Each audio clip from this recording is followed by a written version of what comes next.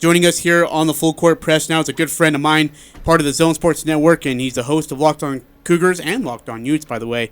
But we are focused on the BYU Cougars. It is Jake Cash joining us here. Jake, how are you, my man? Doing well, Ajay. How are you guys? We're doing well, thanks. Hey, Jake, I got to start here. Eric was just talking about the nicks and the dings that BYU suffered through last week. How are they doing so far in getting healed up and ready for this Friday on a short week? Well, according to Kalani Sitake, none of the players who got nicked up are out for the season, so I guess in a way that's good news.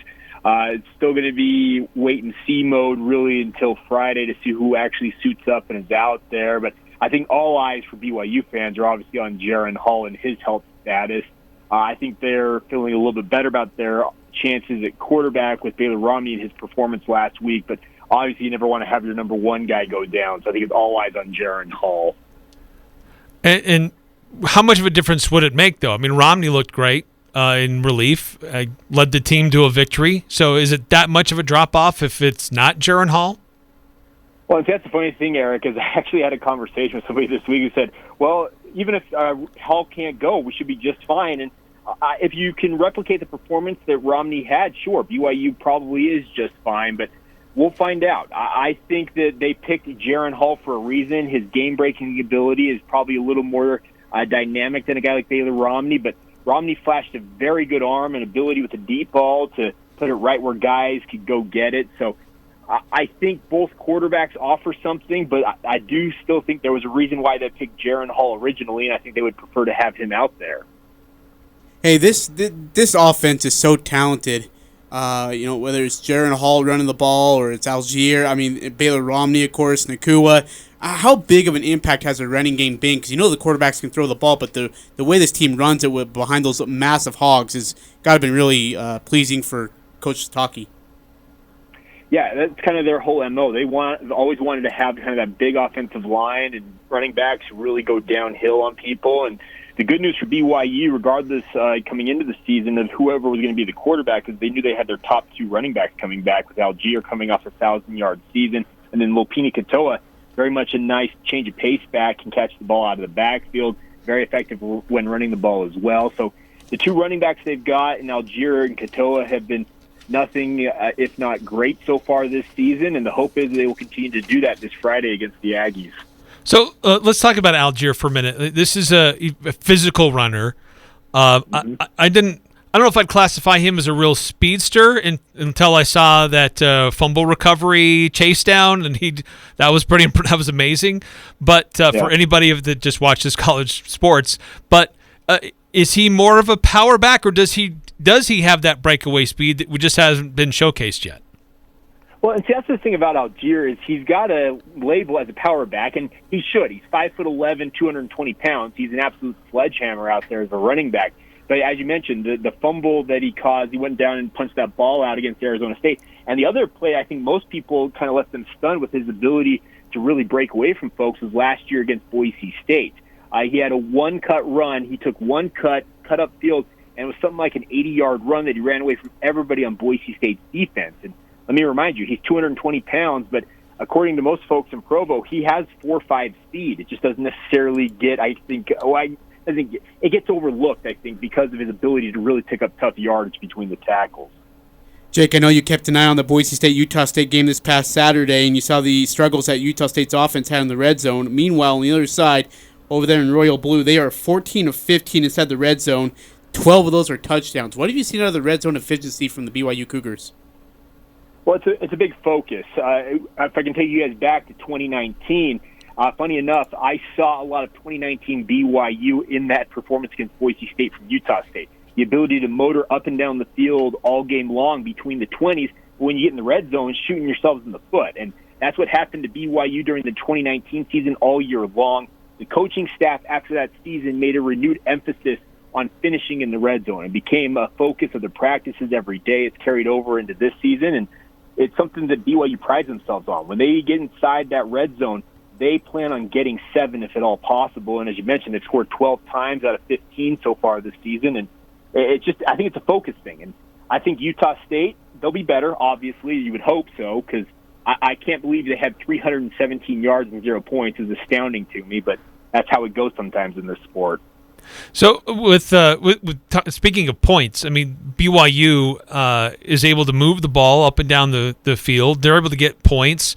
They've been able to hold their opposing teams to the mid to high teens. In South Florida, certainly notwithstanding, they had a second half that was very different, but they're giving up about as many yards as they gain, but they're not giving up as many points. So is that red zone defense? Is that kind of the difference maker for BYU in their first couple of games? I think the biggest thing is BYU's on their defensive side of the ball. They are a team that's very much a bend, don't break style. They'll let you get yardage between the 20s. They're okay with that. They believe in the whole bend, don't break mentality, and they feel like if they can get you into a longer drive, eventually something is going to happen that's either going to get them an ability to force a punt, a turnover, or the opposing offense will just give the ball back in some way, shape, or form. I know that BYU fans, they would like to see more of an attacking defense, and at times they have been plenty efficient in terms of getting turnovers and stuff like that. But I think this defense, the whole mentality is, you know what, let's get them behind the chains if at all possible, force punts, and at the very worst, let's see if we can get a turnover. So it's not necessarily a ball-hawking team, speaking of the Cougars, but still the ability to limit points is obviously a good move on their part.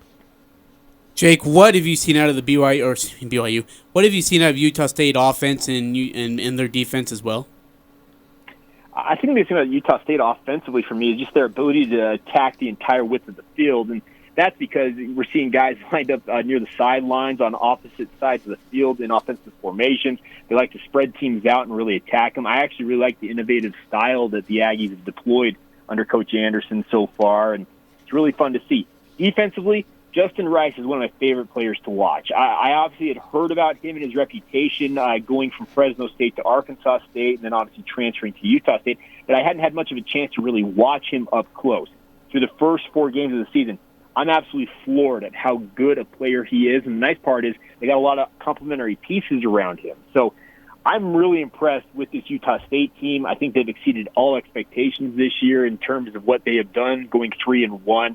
I think you guys would agree with that. The Vegas number, if I'm not mistaken, was 3 wins on the season. So right. If you're sitting at 3-1, you've got to be thinking, okay, the rebuild's kind of been fast-tracked here, but I didn't necessarily think a rebuild or a complete teardown was needed. I just felt like they needed the right leadership in there, and so far Blake Anderson and company have done a great job.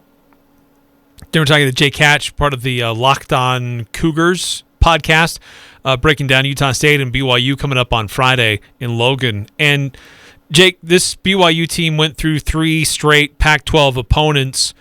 That's rough for a lot of teams to go through, but they handled it. They played well. They went through and had a nice first half against South Florida. Then things changed in the second half. How much of that was just as we've already detailed, a lot of different guys going out with little injuries, some maybe be a little bit bigger than that. But with guys just going out with injuries and younger guys or more inexperienced guys coming in, or just the team kind of laying off the gas a little bit and just letting South Florida back into it? I think that all 3 of those things factor in. Of course, those 3 Pac-12 opponents, you're going to get up to them because they're Power 5 opponents. And when USF shows up on your schedule, I don't care who you are, it's a little bit of I don't know how to say, a letdown in a way. And BYU kind of played that way, especially in that second half. USF was all about ball control offense. They had drives of 19 yards was the longest, 14 plays. They just controlled the clock. They had almost 36 minutes of time of possession. And BYU did a lot of rotating in that game against USF. I'm talking guys I had not seen all year long, defensively especially, 2s and 3s. And I think that the mentality in that game was BYU thought, okay, we can mix in some extra guys here, give us some game experience. And it almost burned them, honestly. They got to a 1-possession game, and fortunately for BYU, USF couldn't execute an onside kick properly, and they were able to run out the clock. But I think that they'll tighten things up this week. I think Utah State's got their full attention. I think the near letdown against USF also captured their attention. But I think it was just a mixture of all 3 things you mentioned. So have you ever seen a BYU team play as well as they have, but yet seem so disappointed and so angry in a press conference? Like, I didn't see it like face to face, but I don't know if like Sataki ever smiled if he does even smile. It was incredible how disappointed and angry they seemed, even though they're 4-0, ranked 13th in the country.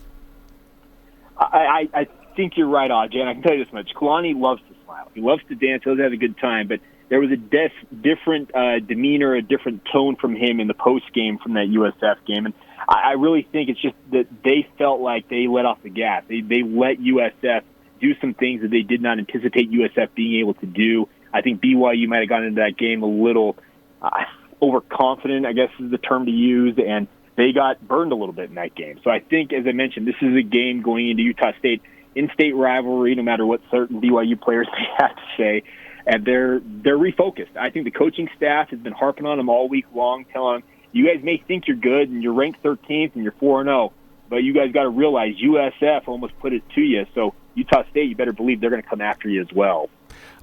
Just as a sidebar, I think it's kind of fun to hear. There were a lot of questions and then responses to dealing with the USU crowd and the fans.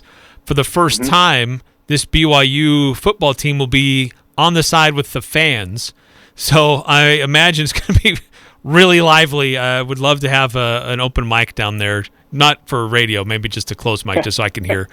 But I think it's going to be pretty. That could create some interesting dynamics that we haven't seen in this long storied rivalry between these two teams.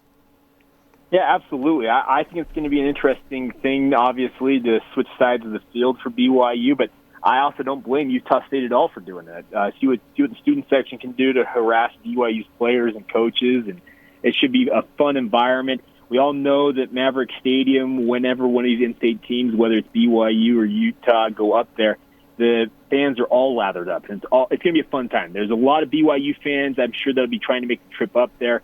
I love Maverick Stadium. It's a smaller stadium, obviously, but it's just a stadium where fans are right on top of you, and it gets really, really noisy. So I look forward to Friday night. I think it's going to be absolutely nuts. So, Jake, since everybody else and their dogs have been asked about it, I'm going to ask you, is this a rivalry, yes or no?